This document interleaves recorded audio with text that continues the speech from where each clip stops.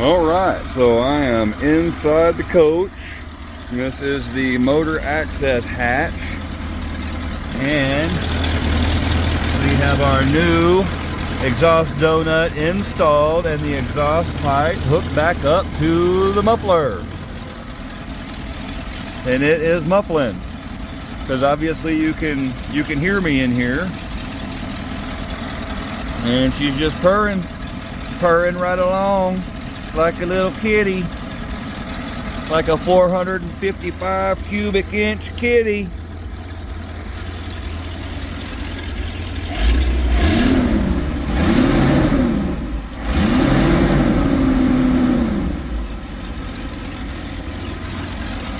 All right, and that is the Edelbrock carburetor on there, and then I have two spare Quadra junks right there, just in case, you know, just in case. But there we go, exhaust is cured. That was kind of a bitch, getting that bolt loose. The bottom one wasn't so bad, but that one was, I was afraid it was gonna break, but it did finally go ahead and let go. And then finagling everything to go back in where it's supposed to go was a pain in the butt by myself. But I made it work, and it's working, and it's exhausting. Yeehaw! All right. Brother, who makes that impact? Milwaukee. DeWalt? Milwaukee. Milwaukee, okay. First little stop is getting some fresh rubber, because these two are pretty dry rotted. Well, I'm sorry. Yeah, the rear one really more than the front, but the front one has got some dry rotting going on. And then one on the other side. Both of the front ones looked okay. I didn't see any dry rot going on them. Doesn't look like it's rattling apart. Held together so far. A little spongy driving it. Bags are holding so far.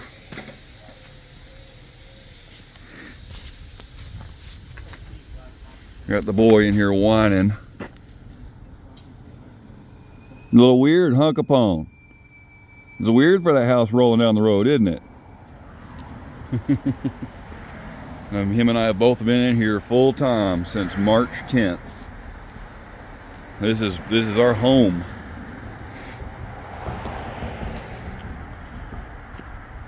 I'm gonna go ahead and pull that bungee off that I used to hold my door for the generator compartment open.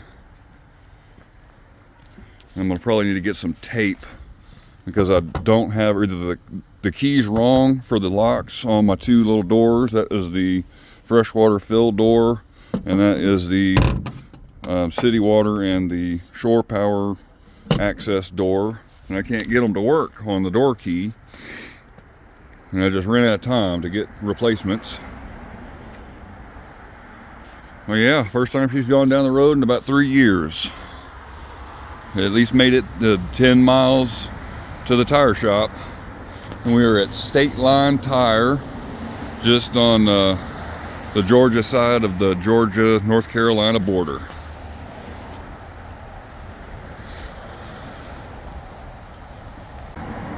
All right, jacks are lowered. She's sitting on her new paws. And this is just what was available. Milestar, their load range E. I think the rest of them were also load range E. Their new paw back here. We're gonna go through and check tire pressure and go from there. Look, look, look, look, look, look, look, look, look. What'd you think, Capone? Is that weird having the house move down the road? It's pretty weird, huh? Filling her up. Yeah.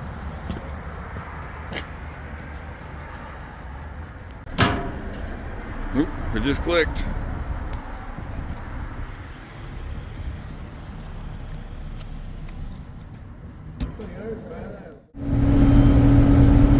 We are going down the road. Just filled this thing up. It took a little over 30 gallons from what was already in there. Right at $95. Up and down the hills, I'm just kind of taking it easy, let the transmission and everything all wake back up. It's running about 45. But so far, everything is doing great. Temperature seems to be running pretty steady. No overheating, good oil pressure. And with the new tires, 3 new tires anyway, it seems to be even running a little smoother. And we got good pressure in all the tires and the airbag, so it doesn't feel like I'm on a squishy jello cloud. The front end is kind of sloppy and I'm having to ping pong a little bit, but I think it'll be okay to make it where we're going. And if it has a problem, parts for it should be available enough that I can fix whatever I need to fix, you know, anywhere along the way. There's O'Reilly's and AutoZones and all that stuff. But I did have a little bit of a casualty. As I was turning into the gas station, my coffee pot decided to commit suicide. It jumped right off the dang countertop and smashed all into little bitty glass pieces all over the carpet. I got the co-pilot over here. He don't know what to think about this just yet, but he will get used to it. Just not used to the house rolling down the road. There we go. Adventure engage. Ghost is a little irritable this morning. Growling at Poof. I got everybody loaded up. Ghost and Poof. Mo and Screech. And then I got Cinder and Dunkles on in that one. Little by himself because he's a butthole. And Miss Bites is by herself in that one because she's kind of a butthole. And then Miss Piff in that one, just because there's not another one that'll fit 2, but she gets along with everybody. Coach is all packed to the freaking gills. Extra spare. One of the takeoffs, it was the least dry rotted, just in case. Got their food. I have to stop and grab some kitty litter. And the boy, it is it's about 6:30. Just woke up. I passed out early last night after loading everything up. Like 8:30 I was out. Oh, I'm gonna be on the road soon. All right, ramblers, we are rambling. Just left Blairsville. We are on 515 or Highway 76, headed west towards Blue Ridge on our journey to Texas. My odometer just hit 80,000 miles.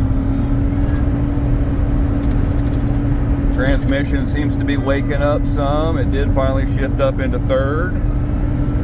We're just going to be tooling along at between 45 and 55, depending on the hills and traffic, and we'll be taking it nice and easy. Not going to push real hard. I'm leading right now until we can get to a gas station, and then my dad will take the lead in the U-Haul, pulling the Ranger. That way he can set the pace since he's got the most weight. We are on the road. The cats aren't real happy about the house moving, but they'll get the hang of it in a little while, I hope. Boy's still kind of cowering over there. We got communications. We got the cell phones. We got all the tools, you know, just in case. Here we go.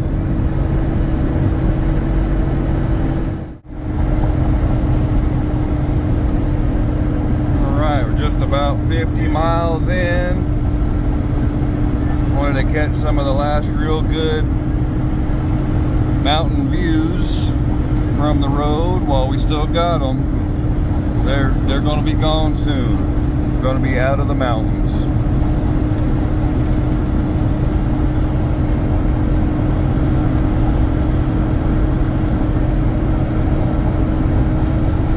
It's tooling right along at 55, floating between 55 and 60. On the real bigger hills that we got to pull, the coach is dropping down to about 45, but it's maintaining about there. It's doing pretty good. Doing a little better the farther we get along.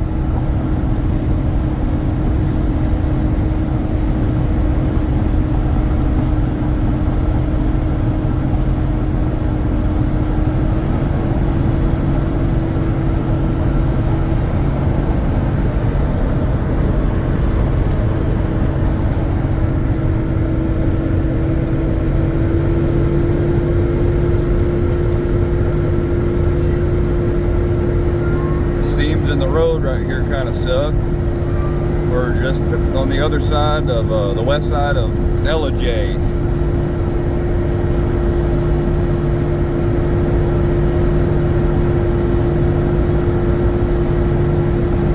We did stop in Blue Ridge at the raceway and filled up the U-Haul. So Dad is now in the lead with the heavy truck, and then me, and then Mom's behind me in the Durango.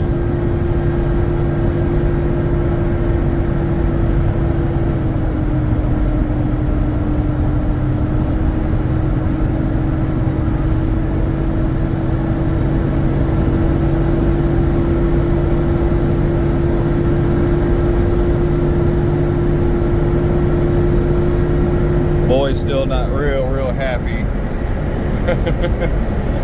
about the house going down the road, but he'll get the hang of it. The meows are meowing, which is to be expected. They're not used to being, you know, crated up. Except for Mo, nobody even comes inside.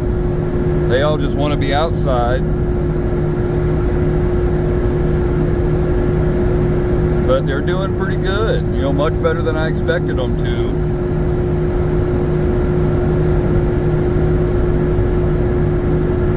But they'll have all the rats and whatnot they can want to hunt once we get down there, so.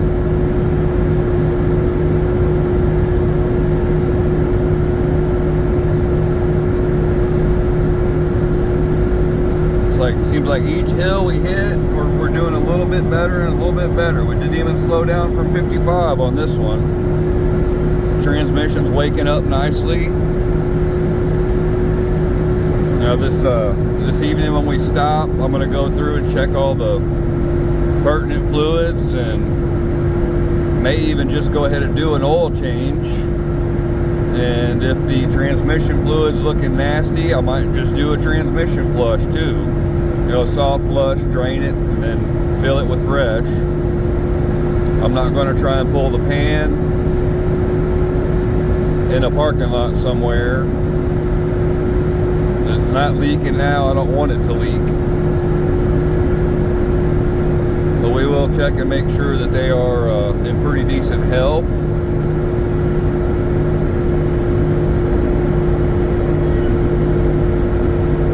Still seem to be doing pretty decent on temperature. It's not fluctuating. Staying on about the quarter mark, not even getting up to halfway hot. So that's good. Even pulling these hills. Oil pressure still just doing wonderful. 50 miles so far, and the needle hasn't moved on the fuel gauge. So we're not just gulping down the fuel. We'll see what kind of economy it's getting when it comes time to fill her back up. When I filled it up, I filled it till the pump clicked. So we'll hand calculate mileage, see what it's doing with this Edelbrock carburetor.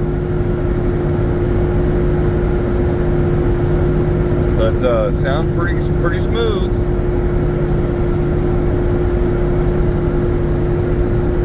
No hiccups or backfires or weirdness. Now, when we did stop at the raceway, I shut it down, and it's been dieseling a little bit. Like when I shut the ignition off, just the heat of the motor is enough for it to, keep igniting and keep trying to spin over a little bit. That maybe I need to increase some octane, or it's definitely time for a tune-up.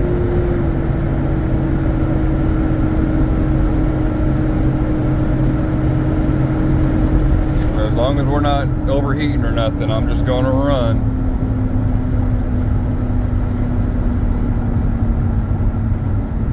Might be running into a little bit of traffic.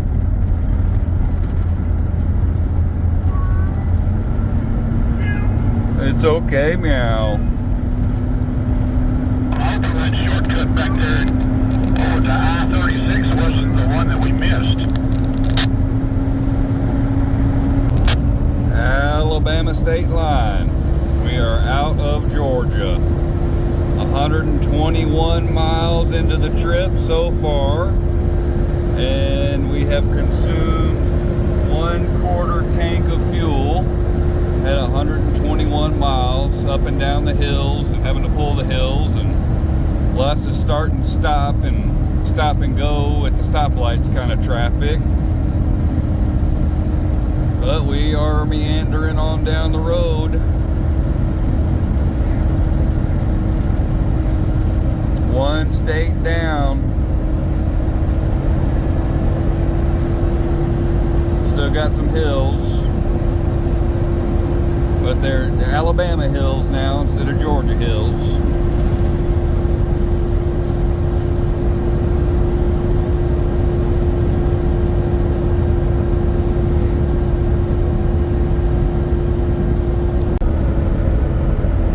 Like some of the last little hills here, and these are like glacial trail kind of hills. They're going through Alabama. Well, the boy had just quit panting and he had laid down. Well, I started talking, and I guess the pant switch got kicked back on, but he's finally chilling out some.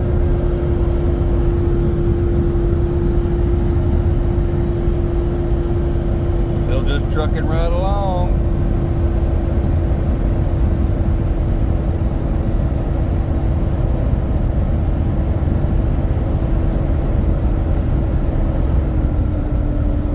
I've consumed 3/8 of a tank and gone 148 miles. Well, plus or minus. In the trip, we started off at right at 80,000. But on the tank of gas here, I was at 79,950, 60, 70, something like that. I don't know. I'll have to check the doodad. And we'll get a good hand calculation on the fuel economy when it's time to fill up.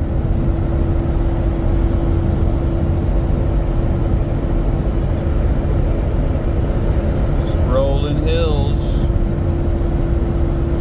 I was a little concerned there for a little bit as we were in stoplight kind of traffic, and every time I'd go, once the light would turn green and I'd start trying to speed back up, this thing would start squealing.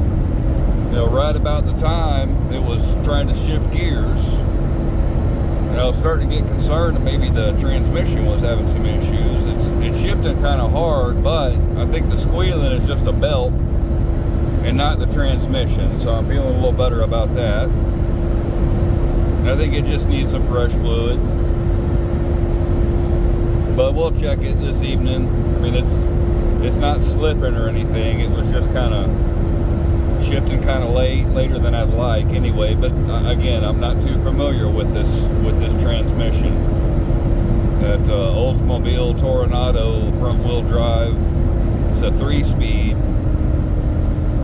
Doesn't necessarily have an overdrive.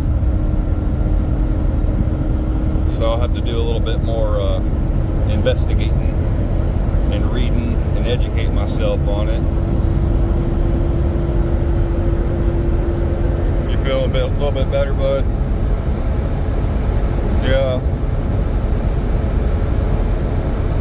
Starting to get used to this whole house moving down the road thing. You're a good boy. Yes, you are. You're a good co-pilot. The meows have all finally settled down. Quit meowing at me. Like they're getting with the program. They understand this is going to be the new normal for a couple of days till we get back down to Texas.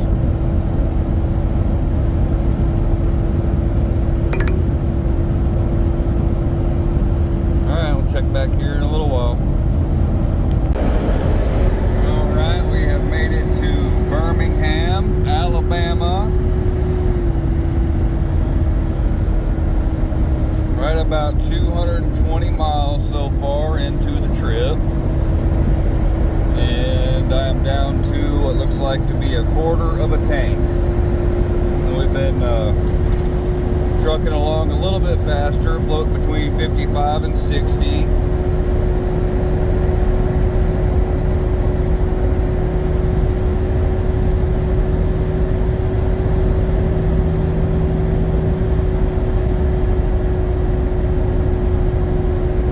So far it's been pretty smooth, no problems.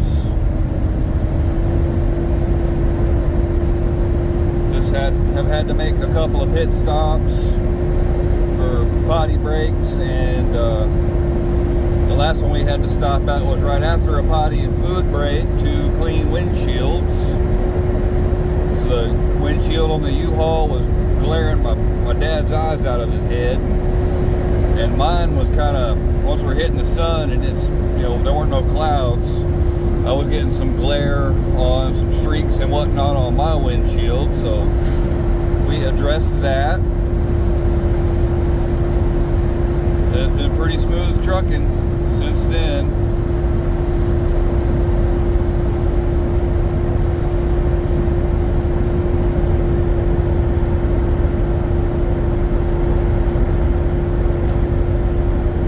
The boy's getting a little more comfortable.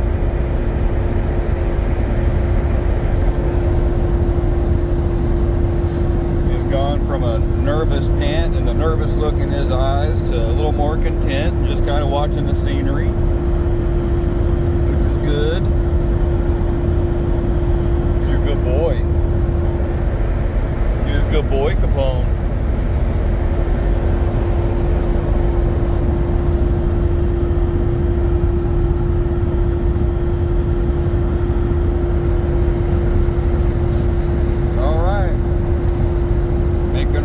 Through Birmingham, headed towards Tuscaloosa. I don't think there's much more of Birmingham to see. That was the city skyline there. Well, I'll check back with y'all later. Alright, we're at about 263 miles into the trip. We're through Birmingham and about almost, we're coming into Tuscaloosa here in a little bit. I just wanted to try and catch some of this sunset. It's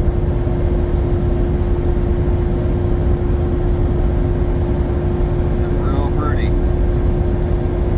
I'm not sure the phone camera's going to do it justice, but it's just real pretty.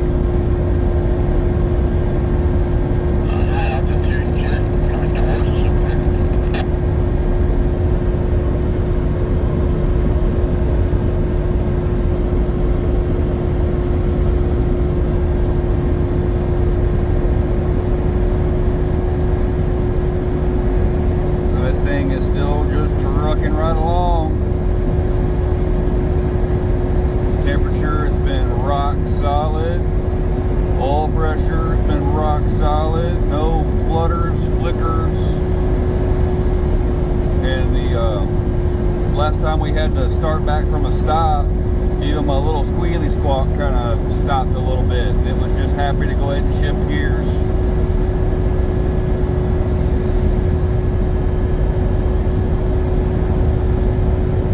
Still going to check fluids and whatnot this evening, but I'm feeling real confident about this thing. You know, the drivetrain anyway.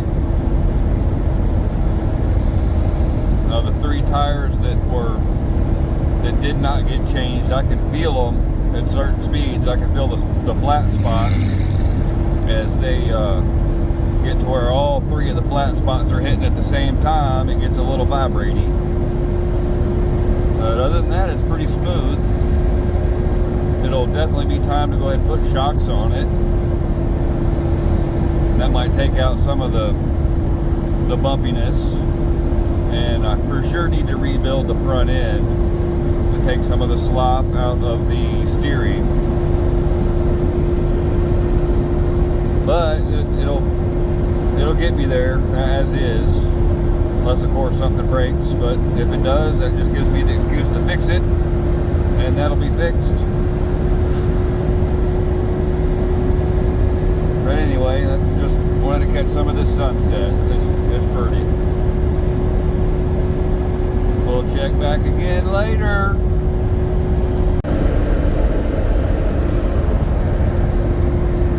Just too pretty. Had to get some more. Coming into Tuscaloosa, and everything's starting turning red and pink.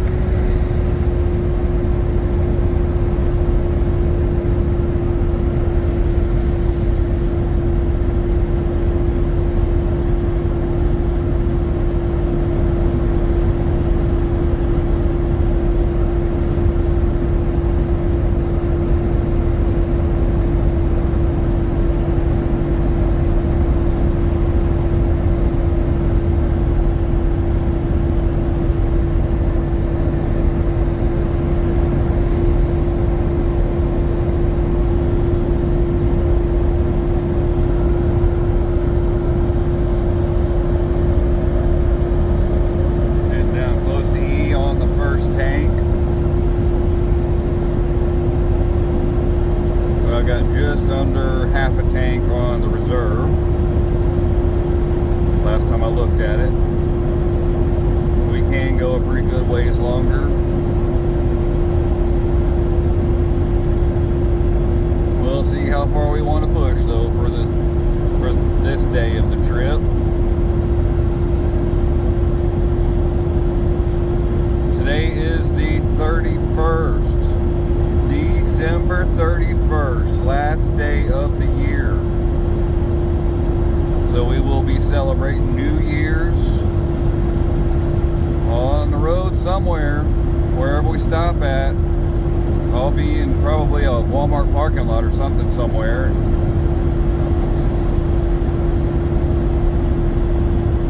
We'll see what kind of festivities we can come up with in a parking lot.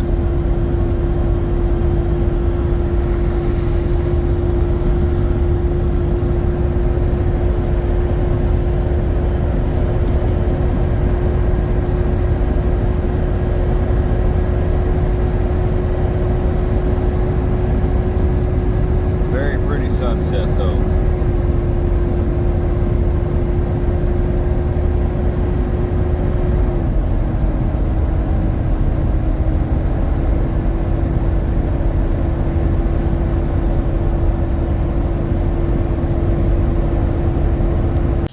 All right, first fuel up of the trip.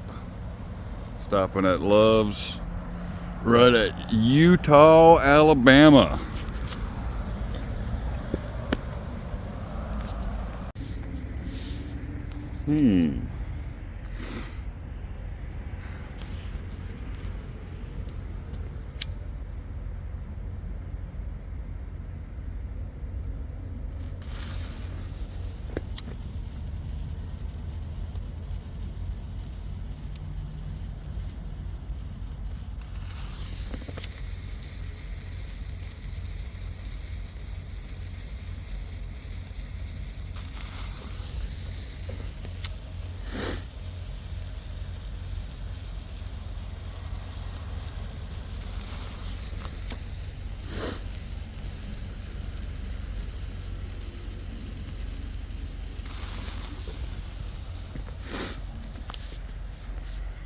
Happy New Year. Oh, my house sounds mean.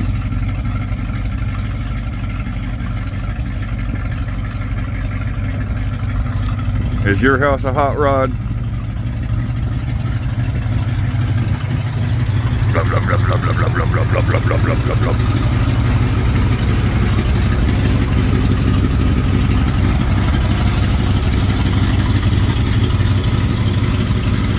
Co-pilot's ready to go. Happy New Year, everybody. Be safe if you're traveling. All right, first little leg of day 2, and we have made it through Alabama. We are in Mississippi. Thank the Lord, thank the Lord. For years now, I have said that Louisiana had the worst roads in the country. I take it back. The worst roads in this country are in Alabama. I am glad we are out of that garbage road state. Oh my God. I was afraid it was going to shred my tires. What the hell are they doing with tax money? They're not fixing the road.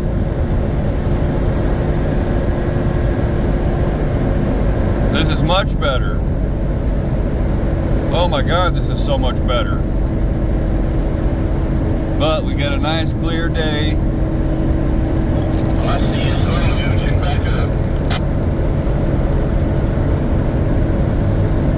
Not too much traffic on the road, and what traffic there is, they're just getting right around us. Having a little issue with my belt squeaking. It seems to be kind of quieting down as long as I keep it around 55. Push it any farther, it was squealing, but next time we stop, I'm gonna pop the cover and see what I can see, if I need to tighten something up or go ahead and swap a belt. I have spares, full set of spare belts and spare coolant hoses, just in case. Tried to bring as much spare stuff with me as I could. Alright, we will check back later. A little further down the road. Looks like we're about 75 miles in from when we started in Utah, Alabama. We did go ahead and stop at the Mississippi Welcome Center rest stop, so Dad could move some radios around and I could check out my squealy belt situation. It turns out it is not a squealy belt. My belts are all brand new and they're all nice and tight. But as I had the cover open and the engine running, I would romp on it at idle. And sure enough, what's squealing is, I think, my alternator. At high enough engine RPM, it's just got a squeaky bearing, but it is still charging okay. So as long as we keep the RPMs down, it's pretty quiet. So we've dropped down and we're averaging like between 50 and 55, which I think will actually improve fuel economy, so there's a plus. But better safe than sorry, than stressing out that bearing and having it just grenade on me. It's New Year's Day, so the chances of finding a replacement alternator today would be slim to none, and I'd rather just, get down the road a little farther than push it. But we'll see how it cooperates. While I had the cover up and out of the way, I went ahead and checked transmission fluid, and it was a little low. I gave it about 1.5 quarts, and that topped it off. And it didn't reek like it was bad. It was not, it didn't look new, but it was okay. But I also had to give her a little bit of engine oil. She was a little bit low, not in a dangerous level. It was just, at the bottom of the mark. So I put what I had in here. I had a little over a quart with me, so I gave her that. And then next time we stop for fuel, I'll grab another couple quarts of SAE 30 so that I've got it just in case. Still running nice and cool. That temperature gauge has not moved off of that mark the whole trip. You know, while we're running, everything, you know, is finally warmed up to operating temperature. It is rock steady. And pretty much the same with my oil pressure. I've had no issues with oil pressure dropping or spiking or nothing wonky. So all in all, I mean, so far everything is doing pretty good. I did consult my Magic 8 Ball and asked it yesterday evening if it expected any major problems on the trip and that we would make it, you know, okay all the way back home. And the 8 Ball said yes, definitely. So no problems, no major problems anyway. But I guess it didn't consider me losing my fresh water, you know, in the coach water pump a major problem, because it worked for me to fill up Capone's water dish, and then I shut it down. You know, I always switch it off when I'm not using it because it does have a leak somewhere in the pressure system. And then the next time I tried to kick it on, it just wouldn't do nothing. And I have been having issues with it where I'd kick it on and it would either not come on or it would come on and then stop. So I'd have to go to the back of the coach right in front of the, you know, bed area and kind of stomp on the floor or crawl under and smack it like you would a failing starter. And it would go ahead and start back up and work for a good little while. But it just finally said no mas. It was done with this life. So I'll have to replace that. But hey, such is life when you have and live in a 50-year-old, pretty much 50-year-old motorhome. Things get old and they fail. I think that one had been, you know, replaced at some point within probably about 20 years ago, about the same time that the water tank was replaced. But 20 years on one of them freaking little freshwater water pumps is, yeah, hey, got the money's worth out of it anyway. I did pay for it. The guy that, you know, had it before the guy that I got it from had put all that stuff in. But it sure lived a pretty good long while. 20 years is pretty impressive. We're just tooling on down the road. A lot of the shake and vibration and stuff from the flat spots on the 3 remaining tires has started to subside. And they still sync up every once in a while, and all 3 flat spots hit at the same time, and it's a little bumpy. But other than that, I mean, she's been running pretty smooth. Now, since I did put the 1.5 quart of fresh ATF in it, you know, I only had to start back up from a stop at, you know, when we left that rest stop, but it did shift quite a bit better. It wasn't banging quite as hard as it was shifting up, you know, from first to second and then from second to third. It was a lot more smooth. That tells me it is time for a, you know, fresh fluid and a filter. So I'll do all that stuff, you know, at my leisure once we get to the destination and I'm parked for a while. And the luxury of that is I have enough space where we're going that, I mean, if I want to, I can dig a, you know, a trench, a pit to work in, possibly in one of the barns, because there's actually on the back of the property, there's a pretty good size pole barn that, you know, is drive all the way through it. It's dirt floor right now, but hey, I know how to work concrete and I got all the toys to do it. I can pour myself a slab and put a pit in, and I don't know, might spend a little more time working on these coaches for people that are coming through South Texas. The opportunity is there. We shall see. Lots of opportunities for me. I mean, anywhere I go, I can always do stuff. I wear all the hats. I am looking forward to getting much more back into beekeeping, being back in Texas, because there's a much bigger market for it, for what I do and what I specialize in, as far as what I do with bees. They're much more prolific, farther south than they were up in the North Georgia mountains. It's still pretty chilly up there, and the Africanized strain that I specialize in, they haven't worked their way up there for the most part yet. Still a little cold for them. And bees up there they just struggle anyway. Just, the temperature and the altitude, the lack of resources. But it is what it is. Always stuff for me to do, whether it's working on trucks and equipment and motorcycles, or construction-y kind of stuff, or beekeeping, or I don't know, maybe a venture with these coaches.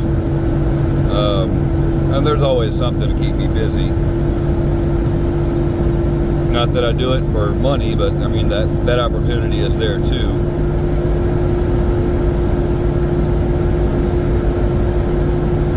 Eight miles to Sandersville, and then 13 miles to Laurel, Mississippi.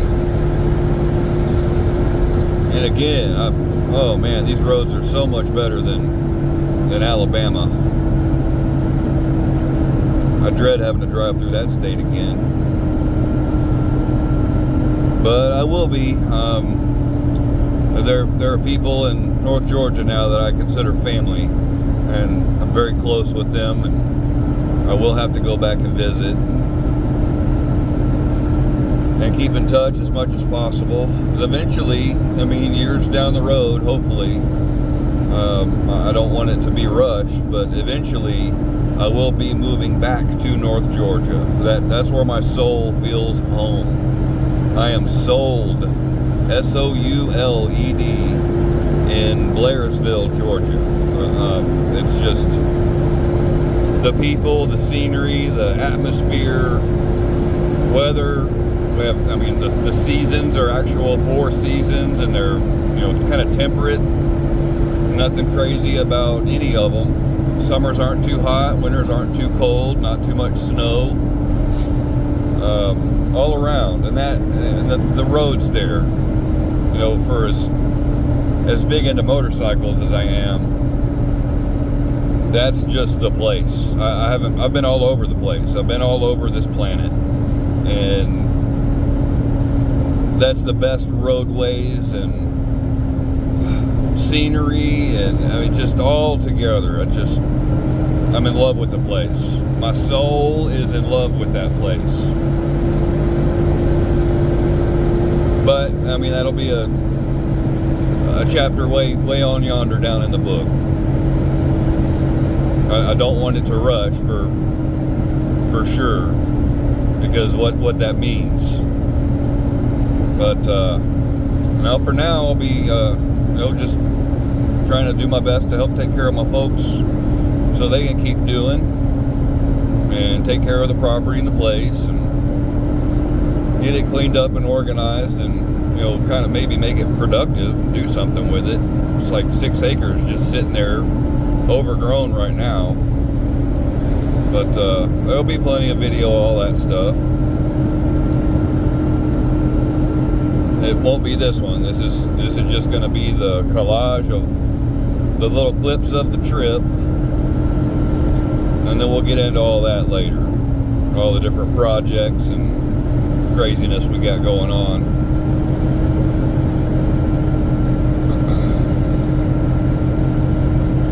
Yeah, just tooling on down the road,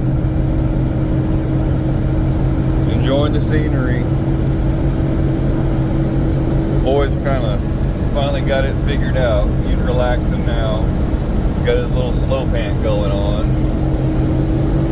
right there in the sun, but he's got his vents blowing cold on him so we don't get too hot. It's pretty comfortable in here. It's actually pretty comfortable driving this thing. I'm impressed with the seats. My back is jacked up as it is. I was kind of worried that not being able to recline or move the seat how I needed it to be fit just right, it would be a problem, but no, it's okay. I wish I could lower the seat just a little bit because I'm kind of tall. Being 6'3" with a long torso, but it's working out. The brow right up here blocks off the sun, pretty good bit. When it's in the afternoon times, we're headed west, so it provides a good bit of shade. Yeah, so far so good. We will check back with y'all later. I hope everyone's having a good New Year's. I hope y'all enjoyed the little clip of my little New Year's celebration at the Love Stop in Utah, Alabama. I figured I had to do something to try to be festive. And that were it. I didn't do anything else. I had all kinds of alcoholic adult beverages in here available, but I didn't even drink a drop. I had me a soda water, and I went in and got me burgers at Hardee's. I got one of them mushroom and Swisses, and that hit the spot. And very shortly after, I started, my pass out, go night thing. And we were up and down all night. As Capone would hear something, he'd let me know. There's something out there, Dad. You better check it out. So I was up and down peeking just to make sure nobody was messing with stuff in the bed of the Ranger or trying to jack with the U-Haul truck or anything. They were sure making a lot of racket, but they left everything alone. Nothing's missing. Nothing's been tampered with. So I appreciate you, folks of Utah, Alabama, for leaving us be. Y'all were a little noisy with the bumpy bumps from the stereos and hooting and hollering and all that, but hey, it was New Year's Eve, going on New Year's night. Can't really fault you for being celebratory. But anyway, we'll check back later. Well, we are officially over halfway through with the trip, past the point of no return. We are 5 miles out from Picayune, which I believe is Louisiana. So we should be coming up on Louisiana here in a couple of minutes.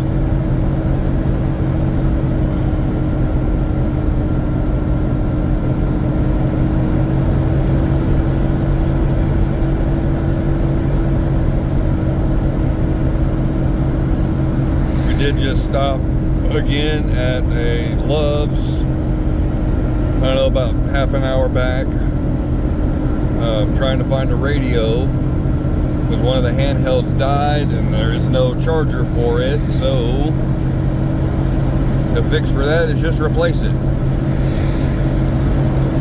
I'm gonna go Picayune, next 2 exits. Coach is still running just wonderful. Temperature needle still ain't budged. It's just right there on the first line above cold. And oil pressure is still rock solid. No problems there. At the last stop, I did put in another quart of oil. I found some non-detergent SAE 30 at the last gas station we stopped at, the one prior to the Loves.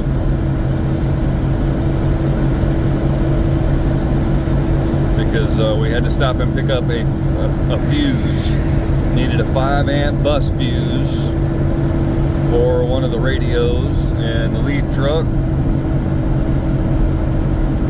But the gas station didn't have them, but unfortunately, right next door was an O'Reilly's, and O'Reilly's was actually open.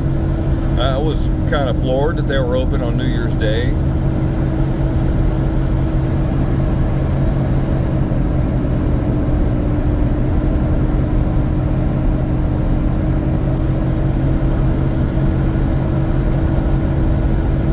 it looks like we got an exit for Picayune coming up.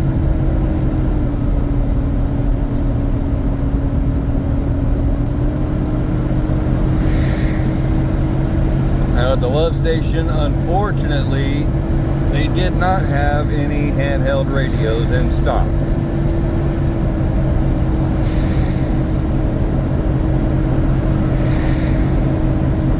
They had 2 display models in the case. Oh, Picayune, Mississippi. Okay, well, my bad. I thought Picayune was in Louisiana.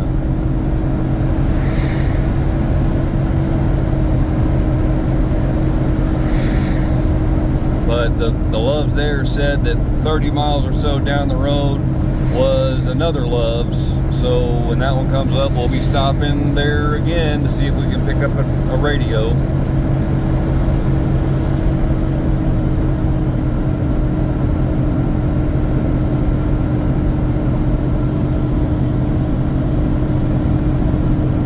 Still just a beautiful day. Kind of light traffic. Going the direction we're going anyway. Not that it really matters because we're just tooling along at 50 miles an hour. We are traffic to everybody else. They're having to go around us. There's that sign there. It's just saying food and exits.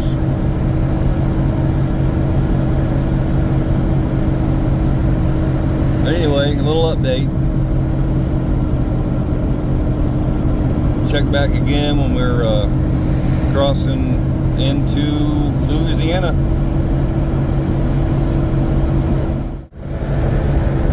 Just past mile marker 2,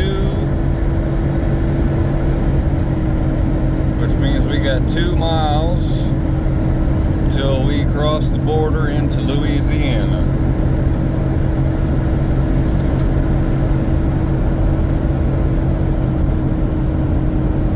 That Loves is before.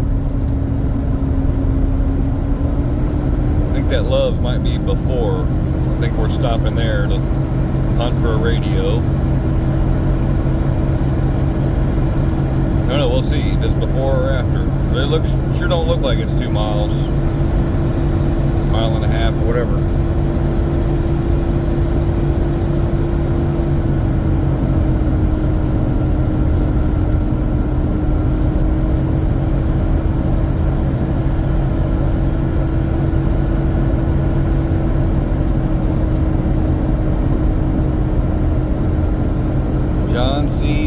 Space Center.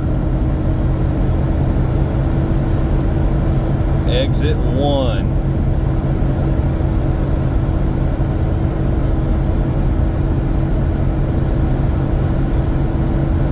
It's exit 1. We got to be getting close to mile marker 1.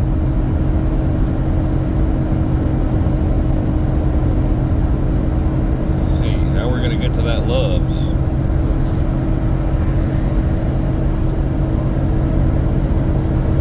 Gotta flip around to get to it.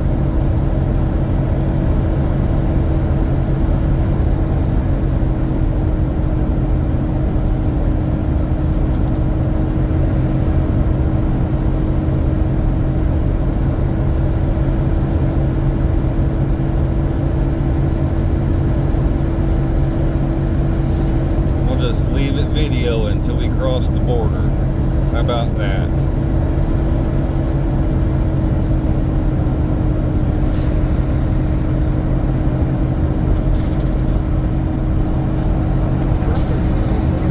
Hey, welcome to Louisiana.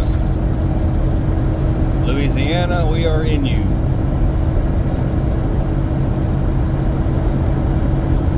I don't know, I guess we're going to pass up that Loves and stop at the next one then.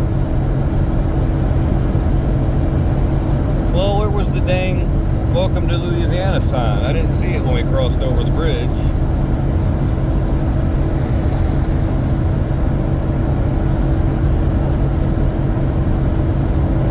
Is this it coming up over here? This has got to be it.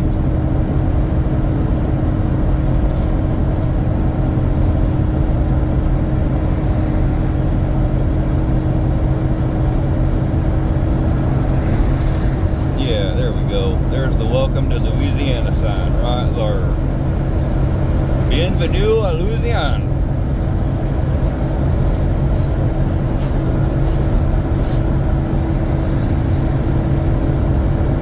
Another state down.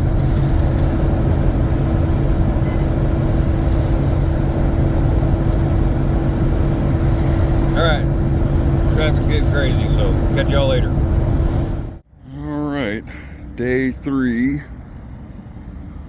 We've got just under 400 miles to go. I had the generator kicked on, charging the batteries, and was trying to run my air compressor. The generator's having fits, keeps surging. But the current situation, yeah, the one tire that I thought was going to be alright, it was not. Let's see where it is. Yeah, we got belt separation. Look at that. This thing was hopping down the road. It was not fun. I was afraid it was about to just straight up throw tread. And then my spare that I thought was okay. Yeah. It's not. Brand new, damn, never freaking, looks like it might have saw road once. Complete freaking waste. Yeah, well, you know what? That's what you get for trusting assholes. Oh, that coach will make it to California and back. No problems. Yeah. Anybody that lives in the Blairsville area, don't ever do business with a fella named Brian White or Brian White Construction. Dude is a complete piece of shit. Other news, my alternator is failing. If I rev up too much going down the road, it starts squealing and squalling. And last night, the gen light just wouldn't shut off. It does kind of seem to still be charging the bats, but I don't know, we'll see. These two, getting these replaced is going to be right at $450. Oh, damn near $1,000 in freaking tires so far. And then there's still these two that hopefully will be okay. So far they are showing no signs of trouble, no dry rotting, no wonkiness yet.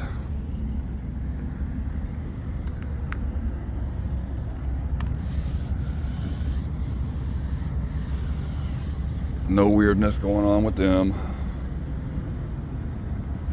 Yeah, well, Happy New Year. All right, found tires. Now we have 4 brand new tires on the idlers in the rear and a brand new spare back in its spot, cover back on it. And I went ahead and lowered the bags, so it's riding a little more closer to level since everybody was griping at me. Love you guys.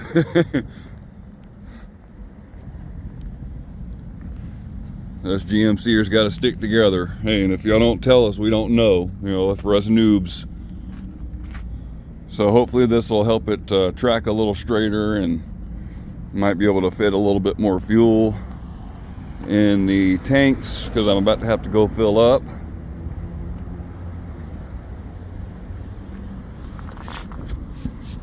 Sure what's going on there exactly. We've got some body panel separation going on here. I noticed it a couple of months back. And I think somebody just tried to jack it up at some point and didn't know where to put the jack, or maybe that's what caused that. I don't know. Any of you guys know what can cause that? Maybe chime in and let me know. But I have seen other coaches where guys have taken and that, I guess that's happened, and they, you know, like drilled and fixed that seam with some rivets Yeah, we're gonna see if we can sort out our little alternator issue squealing. Throw an AC Delco or something on it from Vato Zone, and hopefully get on the road here in the next couple hours. All right, well, I'll check back with y'all later. Just realized, quite by accident, that now it actually has all 7 tires are matching. Milestar Steel Pro, the 5 that we just put on brand new are Milestar Steel Pro, and that one is a Milestar Steel Pro. So all 7 tires are actually matching now. It had like 3 or 4 different freaking tires on it. Well, how about them apples? All right. Possibly our second to last fill up here. We still got just shy of 400 miles to go. Usually we'll have to stop again, but just got the last little freaking fiasco sorted out. Turn left towards South Range Avenue, then turn left onto South Range Avenue. Damn GPS. But yeah, that exhaust pipe had come loose from Better route available. intake. So I had to get a little adapter to shore up the gap and some clamps and some putty to make sure that it's nice and sealed. And alrighty. Alright, we are about to hit the big bridge.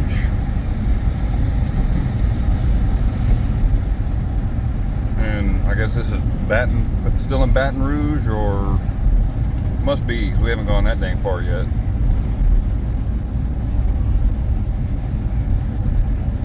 Meows are meowing.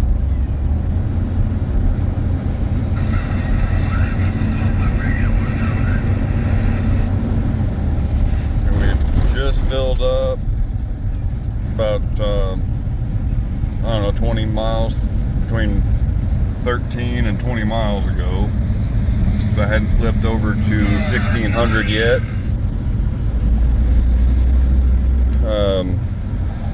Thing rolls much better without that damn tire that had the broken belts on it. It was not happy.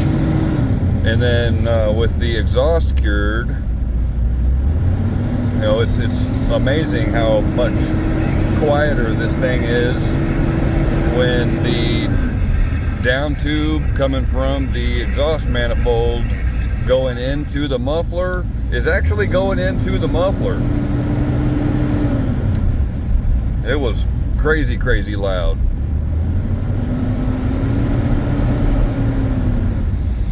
Kind of stop and go traffic going over the big bridge.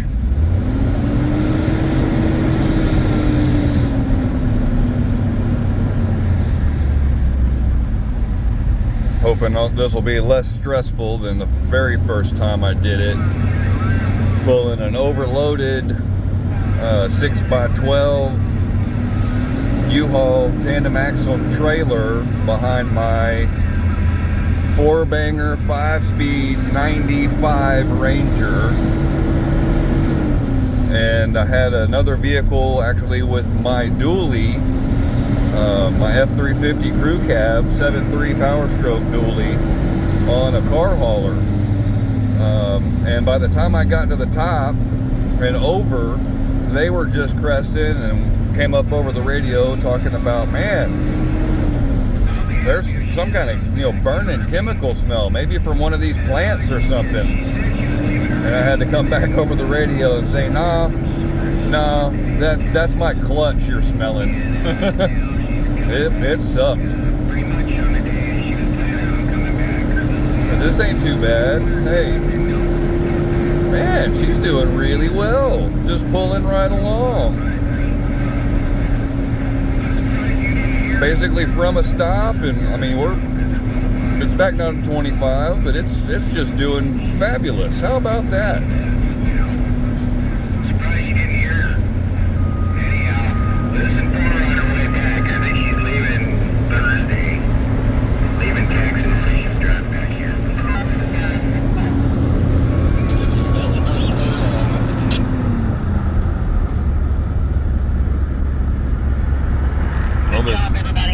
stop and go traffic got the boy kind of stressed out.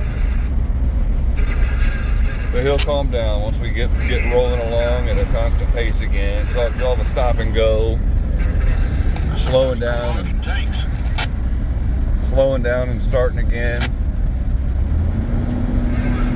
And then over the damn radios, they just, I mean, it's constant. Gotta be talking, gotta be talking.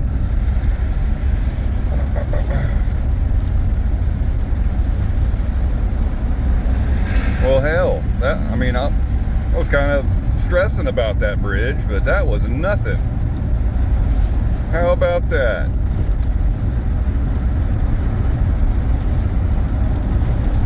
How about that?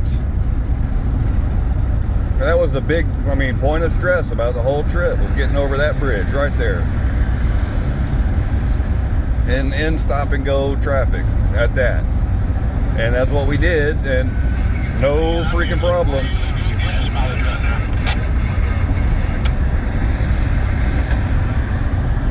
Well, awesome.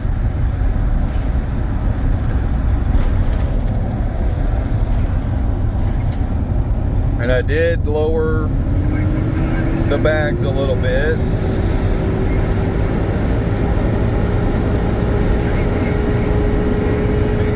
Get up here and shift gears. There we go. There we go. Around about 45 at a pretty good engine RPM is where it wants to shift. But there we go.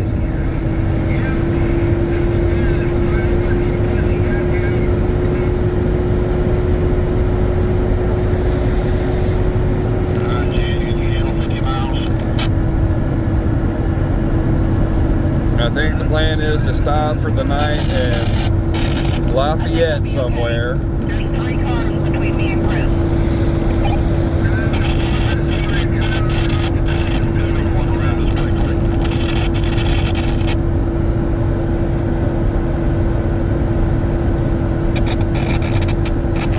But since putting the new tire on, that last one that wasn't, swapped out when I should have damn swapped it out to begin with, and fixing the squealy belt situation, yeah, this thing goes down the road a whole lot smoother, a whole lot easier. I can tool along at 65 now, and she's just happy about it.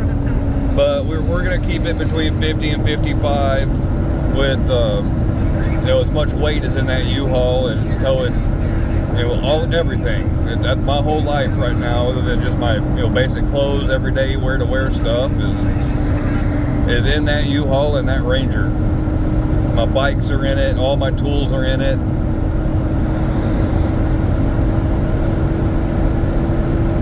So we'll just go nice and safe. It's nice that the farther south we get, the fuel prices are coming down.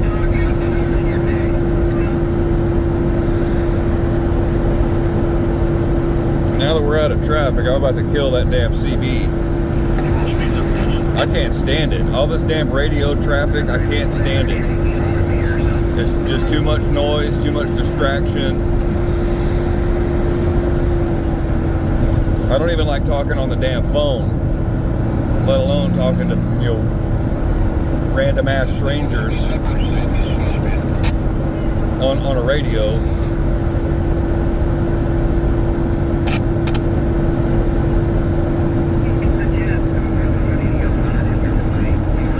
All right, I will check back again on the next update video.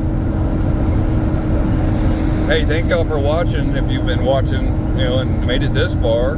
And if you have, if this is interesting enough that you've stuck around, hey, if you haven't already, click on that little subscribe button so that when I post a video, it'll show up in your feed. Possibly, maybe. But hey, if it's not that interesting and you're still watching, hey, I understand.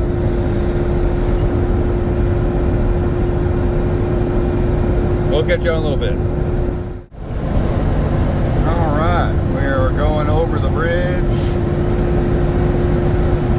at Lake Charles.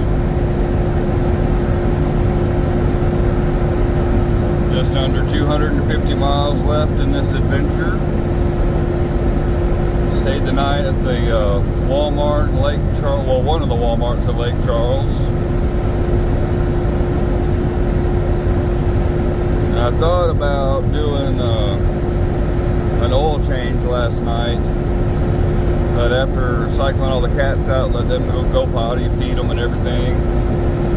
The last cat that I had out, I kind of laid down and was just resting for a second, and ended up passing smooth out, and then a storm came through the night, a whole bunch of rain, and I just didn't wake up till this morning. And to my surprise, everybody else was ready to go, you know, reared and ready to go first thing in the morning. So we are on the road. In 2 miles, use any lane to take the exit toward East Sulphur Industries. Got radios, and I got GPS, and all kinds of damn distractions going, but actually got my Pandora going today. Everything's running smooth enough, no problems, no weird noises, and felt comfortable enough to listen to a little bit of music while going down the road. Seems like the boy has gotten comfortable enough too that he's abandoned his post and gone back into the back and laid down on the bed. Meows are meowing, so we just got rolling. But they'll calm down. That has been the modus operandi. After about, half an hour, everybody's quiet, content with rolling down the road. But here we are, going through the swamp, Louisiana.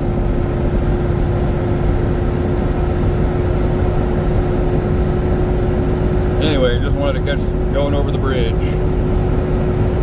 We'll check back later. So far, so good. Missed the dang sign, but we just crossed the Texas state line. Back in Texas. How about them apples? Welcome to Texas. Welcome to Texas. Thank you, GPS. At least we'll catch the Welcome to Texas sign. Drive friendly.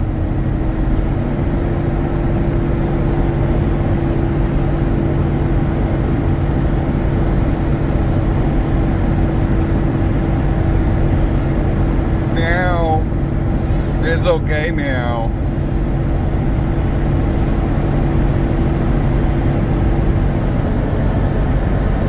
Welcome to Texas.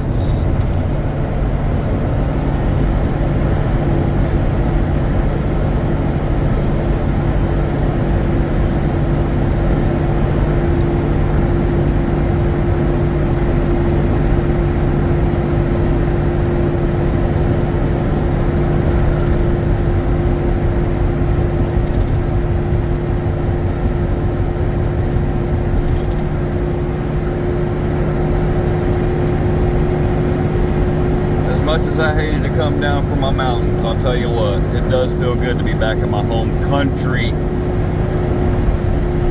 That's right. Texas is its own country.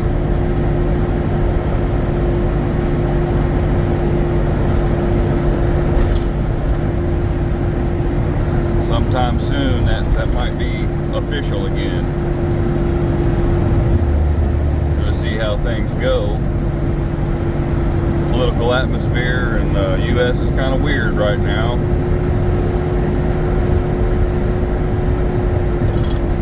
The Lone Star State's getting kind of sick of it.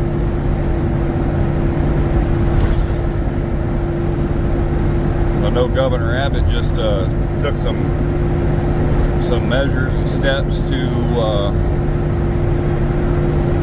kind of go ahead and take care of some of the problem unilaterally. Federal government be damned.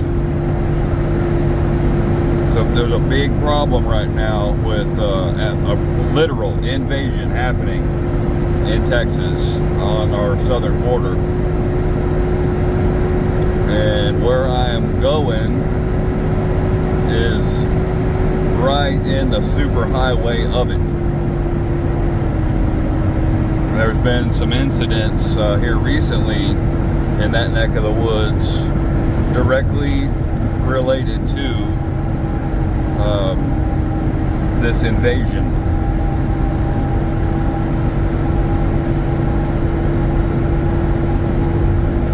Again, that's kind of part of why I'm coming back down here.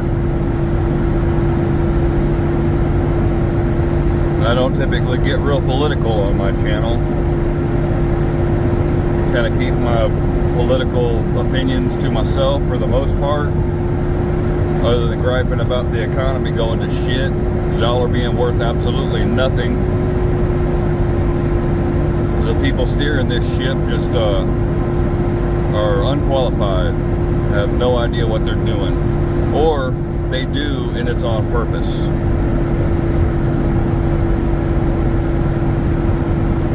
But anyway, welcome to Texas.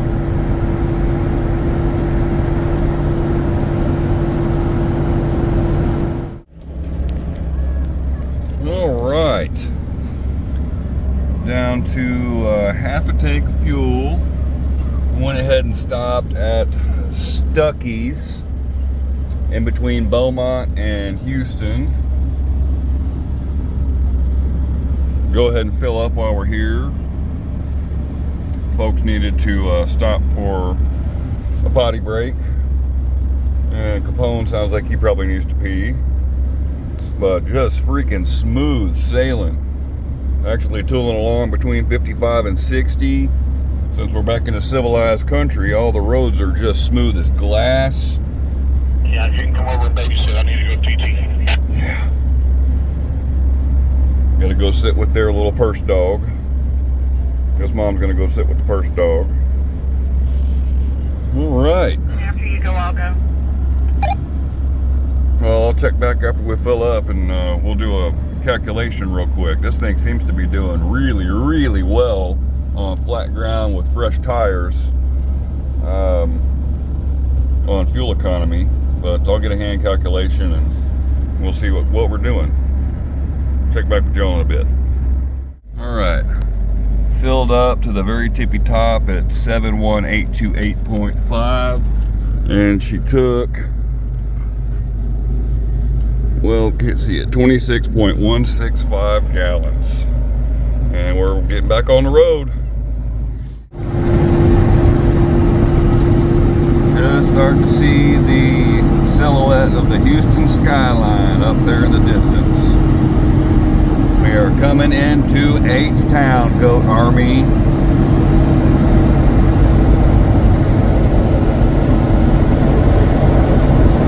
For all my people that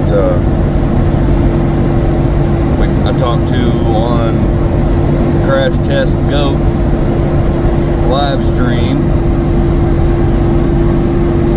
we're in goat country.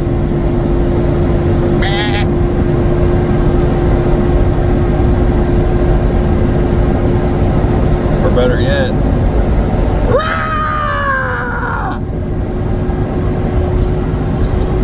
Goat Army.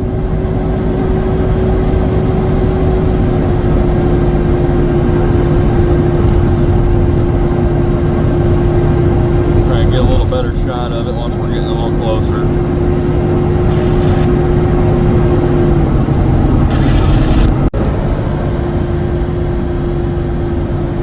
Building right there in the way. We're getting a little closer to this nice looking skyline of Houston.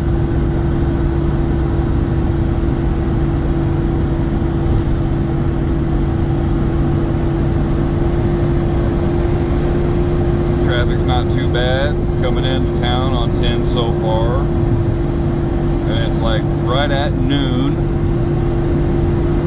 I think lunch traffic would be a little heavier, but hey, it's not. That's pretty decent. Smooth sailing so far.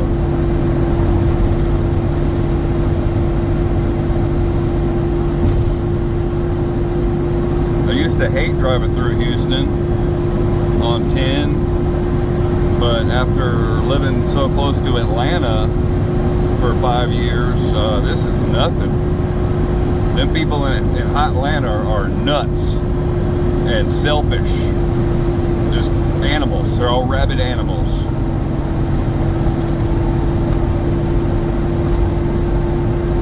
If you're not doing 100, you're getting run over.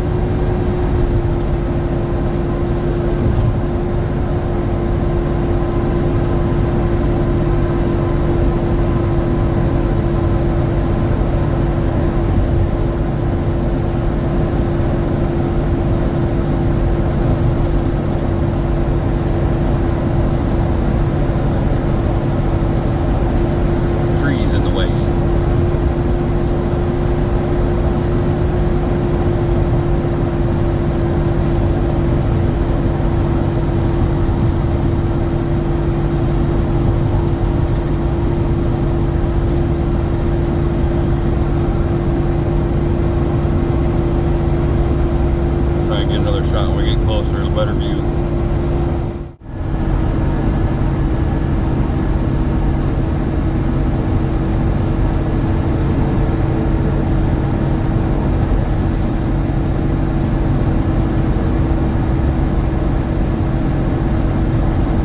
Houston, Texas.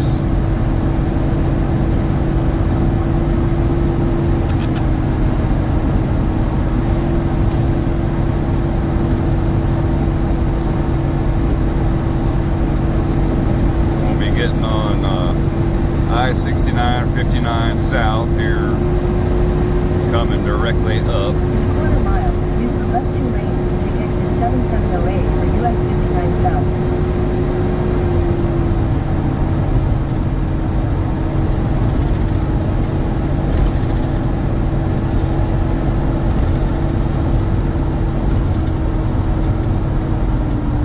Use the left 2 lanes to take exit 7708.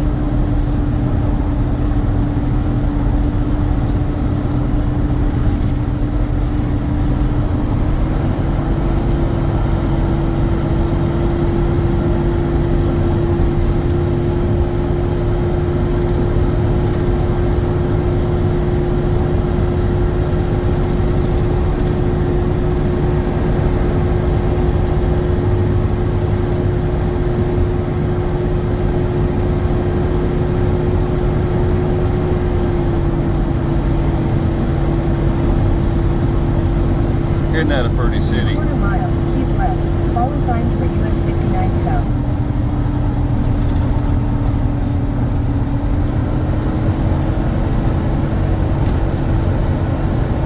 For me, I think it's kind of a toss-up between the Houston skyline and coming out of the tunnel into Pittsburgh. Oh, traffic. Here we go. Continue on US 59 south for 1 mile. All right, talk with y'all later. All right, we have made it through downtown and through the interchange and a little bit of traffic that was there onto 59. And we're just about to hit the west side of Beltway 8 into Stafford. Then through Sugarland, and we're on the last stretch. Just under 100 miles left to go.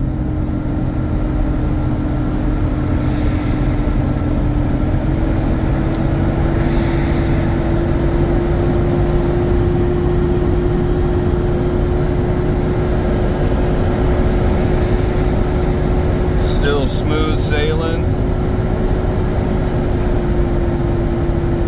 Now the airbags on this thing for the rear suspension, they leaked down a little bit overnight, and actually put the coach right about where everybody on the GMC groups are telling me it should ride for better steering control and best rear bogie travel. I don't really have like axles that run all the way underneath the bottom of this coach. They're like control arm kind of things, and in the GMC Motorcoach world we call them bogies, and they ride on a shock and an airbag. Each bogie has its own shock, and the two bogies on each side share an airbag. And that airbag is both the suspension, instead of having a spring somewhere, and it's the ride height control. And also when you go to park the thing and camp, you use those bags to level the coach out. And there's controls right down here, those little switches that control all of that. And some coaches will have some dial switches right down in there. I think it's the older ones. But mine, I have leaks all over the place, and there is a air reservoir tank that goes in the air compressor compartment, and it develops some nasty leaks. So I have completely removed it from the system and disconnected the system from the airbags, and just kind of retrofitted it with Schrader valves. So I air them up with just a regular old air hose. But that is something I will be addressing once I get settled in and start messing with the coach again. Just got a whole lot of work ahead of me. And once we get there and I can park the coach, it's going to be parked for probably a pretty good while until I can get a bunch of the stuff that I've got to do sorted out. Since I'll be landed safe and sound and don't need to go anywhere, I'm not really too concerned about messing with the coach for right now. I've got way more important stuff to deal with. But I will do videos on all that stuff when I get to it. I've been lacking on the little maintenance stuff that I have done, and again, I'm still a horrible freaking videographer. I should video a whole lot more of what I do, and I'm going to be more conscious about it, instead of just jumping into these projects and repairs and working on stuff. I'm gonna make the extra effort to set up the tripods, or get somebody to be camera person, and try and record a bunch of this stuff that I do. The old Derry Ashford. My DirecTV office used to be off Derry Ashford. Yeah, I worked for DirecTV for, I don't know, a year and a half, 2 years as a tech, and I was coming up here every week from Victoria, and I worked down in the Victoria area, so I would only really come up here for the mandatory team meetings and to come up to the warehouse to get equipment and supplies and whatnot. It's kind of convenient because I live down in the Victoria area, and I was born and raised down that way. I was born in Port Lavaca, and then spent most of my childhood in Port O'Connor, Texas. And at that time, it was just a little bitty tiny fishing village, but it's kind of blown up due to tourists coming down from Houston at this point. A whole bunch of $1 million homes and huge condos, and people bringing their $1 million yachts down there, and that's where they park them and whatnot.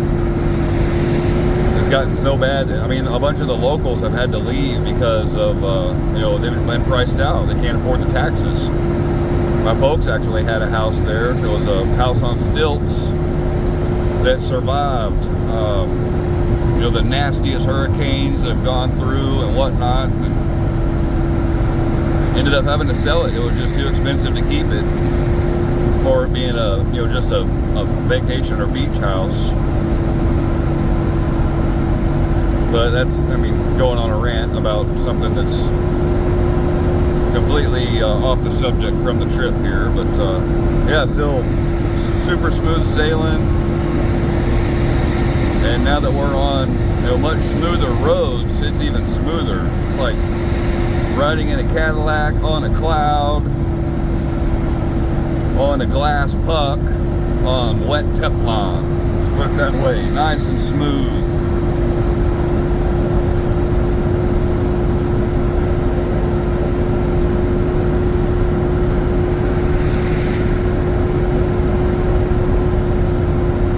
Alright, we're about to just get into a whole bunch of nothing until we hit like Wharton and El Campo. And even that, there's not a whole lot to look at, so I don't know, we'll see. I might have another update before we get there. I might just wait till we get there.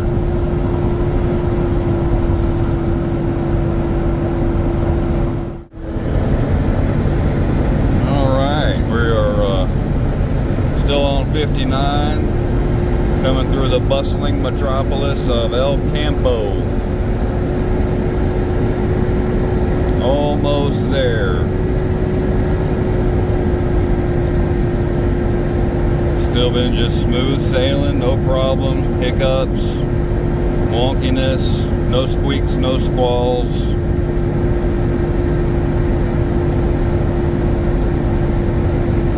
Still seem to be doing pretty good on fuel economy. I still need to hand calculate that the fill up before last to see what it was getting.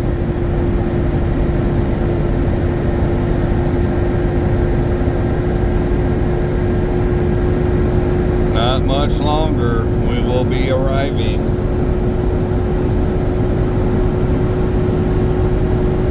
Oh, that was it. That was the bustling metropolis of El Campo.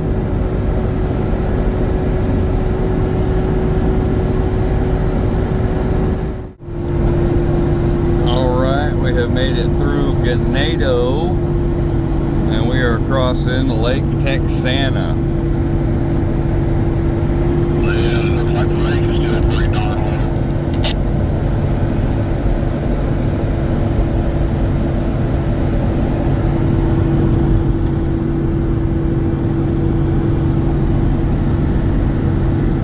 Spent a whole lot of time on this lake as a kid. Fishing, playing boats, chasing alligators.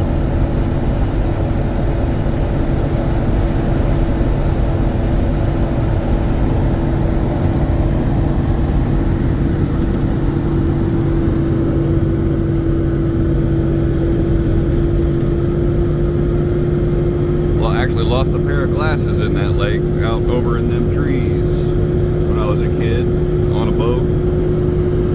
Looked down into the water, glasses slipped off my face, and poof, they were gone.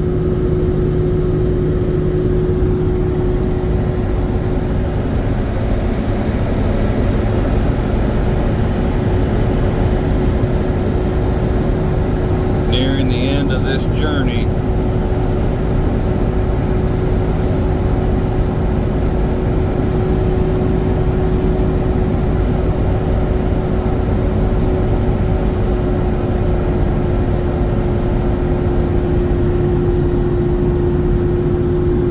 Different seeing the flat again. It's weird to me now to see from horizon to horizon.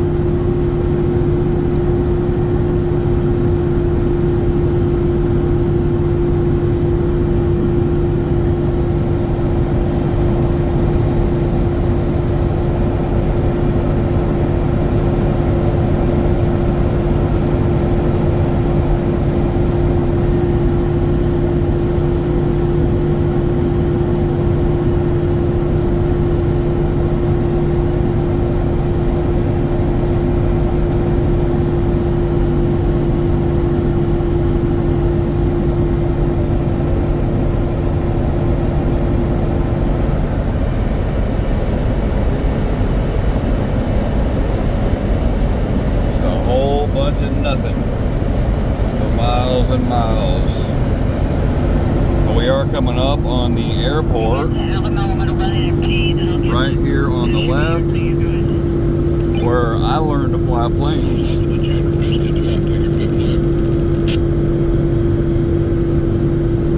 Yes, that is right. I also know how to fly planes.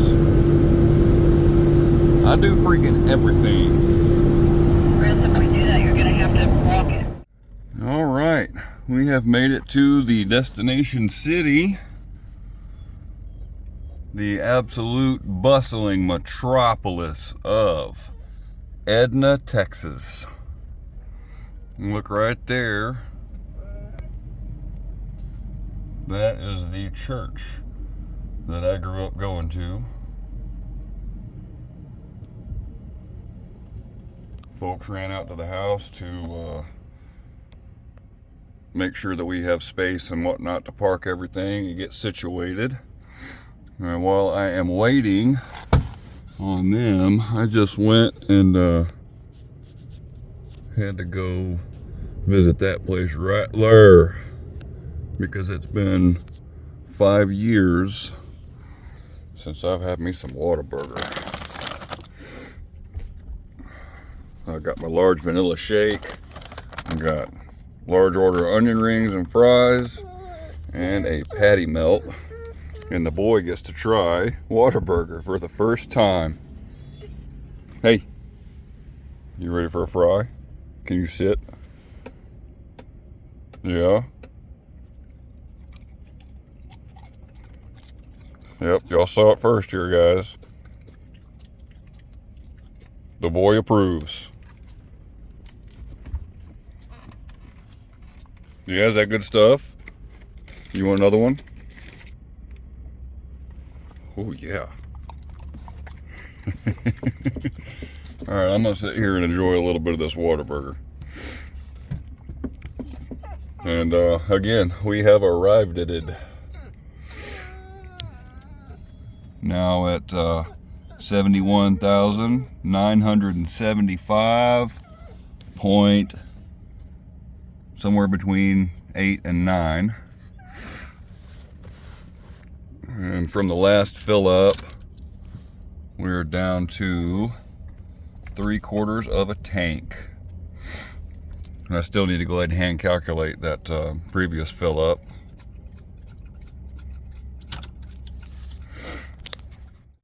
All right.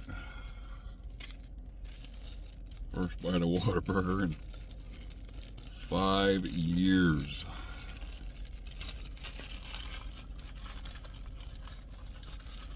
Oh. Oh my God.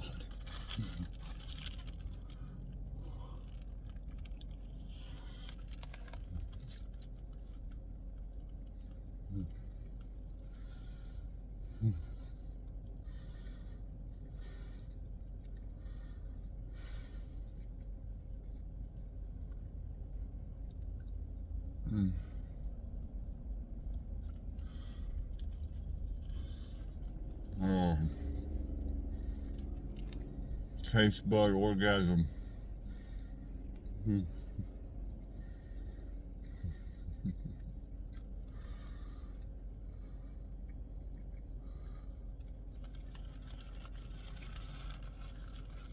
Oh my God.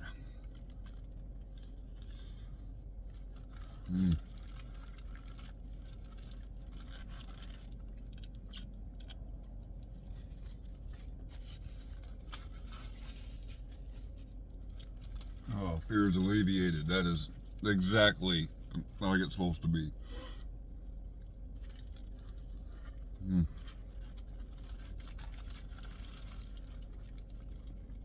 Whataburger was born, bred, and built in South Texas. Started in Corpus Christi, Texas. Little bitty burger joint. And I actually used to eat at the original, very first Whataburger in Corpus Christi. You know, after our Little League and like T-ball baseball games, we would go over to Corpus and eat at that Whataburger. But here, few years back, apparently Whataburger was bought out. You know, the whole franchise was bought out by some outfit in Chicago or somewhere, I don't know. And folks were saying, oh, it's not the same anymore. It's changed. The quality's gone to crap. I beg to differ. This is exactly as I remember, exactly what it's supposed to be. Oh man. At least here in Edna, the Whataburger is, it's just like it's supposed to be. So holy crap, that's, oh, that's good. Hmm.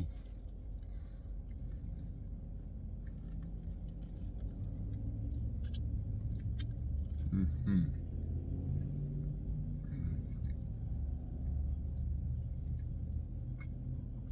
Oh yeah. Okay, yeah, reaction videoed. I'm not gonna sit and wait till make y'all watch the whole consumption.